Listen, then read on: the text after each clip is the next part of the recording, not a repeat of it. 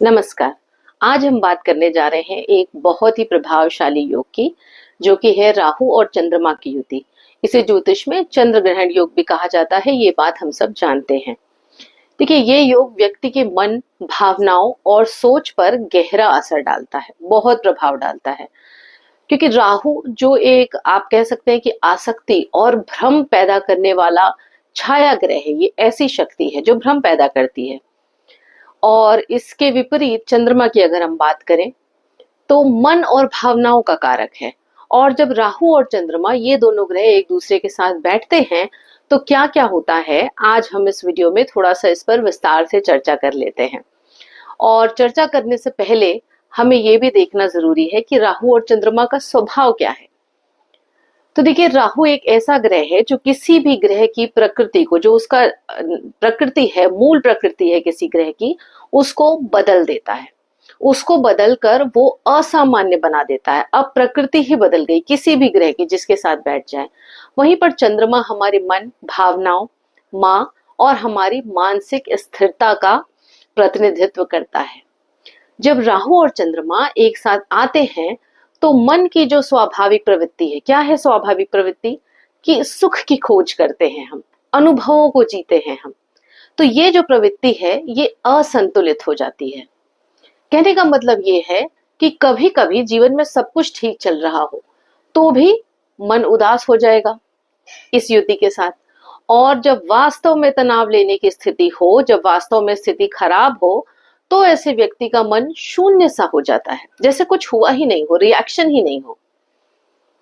ऐसे व्यक्ति कभी कभी ये सोचने समझने की क्षमता नहीं रखते हैं कि जो वो काम करने की सोच रहे हैं या करने जा रहे हैं उसके परिणाम कितने खतरनाक हो सकते हैं। अब आपके मन में ये भी सवाल उठता होगा कि क्या ये योग उतना भयानक है जितना कहा जाता है इसके बारे में? तो मैं कहूंगी कि है, कुछ तो है, लेकिन पूरी तरीके से भयानक नहीं है। यदि ये योग सही जगह पर बना हो तो व्यक्ति कुछ असाधारण उपलब्धियां भी हासिल कर सकता है। जैसे कि आप देखेंगे कि महात्मा गांधी जी की कुंडली में भी राहु चंद्रमा की युति दशम भाव में है। तो इस योग ने उन्हें एक अलग सोच और एक एकदम अलग नजरिया दिया, जिससे कि उन्होंने इतिहास रच दिया। एक बात हाँ जरूर मैं कहूंगी कि जिन लोगों की कुंडली में ये योग है वो लोग अक्सर ऐसे जोखिम भरे काम करने के लिए रेडी हो जाते हैं, तैयार हो जाते हैं, जिन्हें और लोग सोच भी नहीं सकते। और यही कारण है कि बार बार ये लोग जीवन में मुश्किलों में फंस जाते हैं और दूसरों से मदद मांगने की जरूरत पड़ती है। पर अगर सच पूछिए तो असल में इन्हें दूसरों की मदद की आवश्यकता नहीं है। इन्हें सबसे पहले खुद अपनी मदद करनी चाहिए। क्योंकि अगर ये दूसरों पर निर्भर रहेंगे और असफल हो गए तो नकारात्मकता इतनी हावी हो जाएगी इनके ऊपर कि जीवन की सही दिशा खो देंगे, कोई स्टेप्स पॉजिटिविटी की तरफ नहीं ले पाएंगे। अब अगर यही युति पंचम या सप्तम भाव में हो तो व्यक्ति अपने जीवन साथी के प्रति या जो भी उसका लव इंटरेस्ट है उसके लिए जरूरत से ज्यादा आसक्त हो जाता है। यह आसक्ति इतनी ज्यादा बढ़ सकती है कि जीवन ही अस्त व्यस्त हो जाए, असंतुलित हो जाए। वहीं अष्टम भाव में या फिर द्वादश भाव में यह योग मानसिक और आध्यात्मिक शक्ति भी देता है। ऐसे लोग बहुत कह सकते हैं अंतर्ज्ञान, रहस्यमयी समझ रखते हैं और कभी कभी बहुत अद्भुत लिखने की भी क्षमता रखते हैं। खास करके अगर आप बात करें तीसरे घर में, पांचवें घर में, अष्टम और 12वें भाव में, तो ये योग इन भावों में व्यक्ति को एक उत्तम, बहुत उत्तम लेखक बना सकता है। अब चूंकि हम चंद्रमा की बात करें हैं तो फिर माता की भी बात करनी पड़ेगी। तो देखिए, इस युति में आप कह सकते हैं कि माँ के संबंधों पर गहरा असर पड़ता है। कभी कभी माँ के साथ अत्यधिक लगाव होता है, कभी बहुत ज्यादा दूरी होती है। माँ का स्वास्थ्य अक्सर इस युति में खराब ही देखा जाता है, या कभी कभी ऐसा भी होता है कि माँ की मृत्यु हो जाए और जल्दी बिछड़ जाए।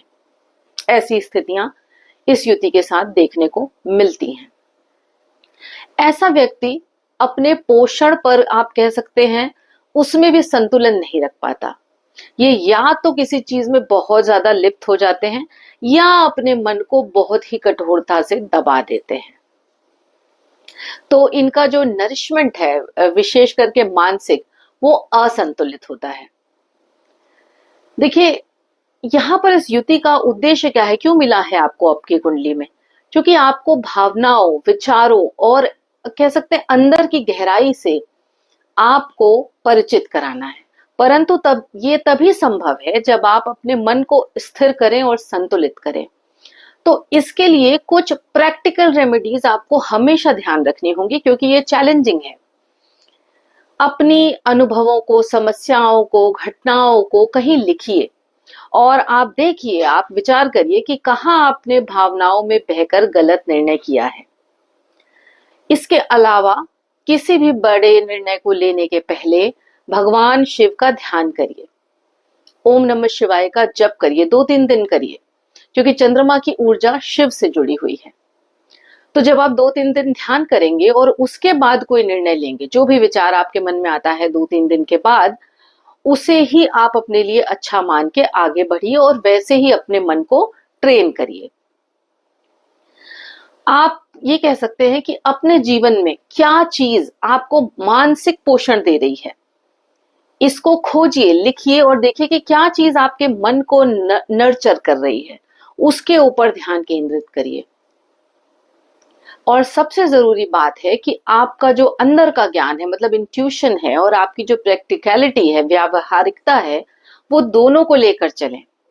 भावनाओं और व्यावहारिक सोच में संतुलन बनाना ही इस योग की सीख है। तो हम ये जरूर कहेंगे कि राहु चंद्रमा की युति जीवन में भ्रम, उतार चढ़ाव और मानसिक उथल पुथल बहुत ज्यादा लाती है, इसमें कोई दो राय नहीं है। लेकिन यदि आप अपनी भावनाओं और निर्णय लेने की क्षमता को संतुलित कर लें, तो यही योग आपको एक, आप कह सकते हैं, असाधारण इंसान बना सकता है, आपको असाधारण उपलब्धि दे सकता है। याद रखना है आपको कि राहु आपको गलत राह पर ढकेलना तो चाहता है, पर चंद्रमा और शिव की ऊर्जा आपको सही राह अवश्य दिखा सकती है। बस आप संतुलन सीख लीजिए। तो अगर आपको ये वीडियो पसंद आया तो लाइक और शेयर जरूर करिए और चैनल को सब्सक्राइब भी करिए। हम मिलते हैं फिर अगले वीडियो में, तब तक के लिए ओम नमः शिवाय।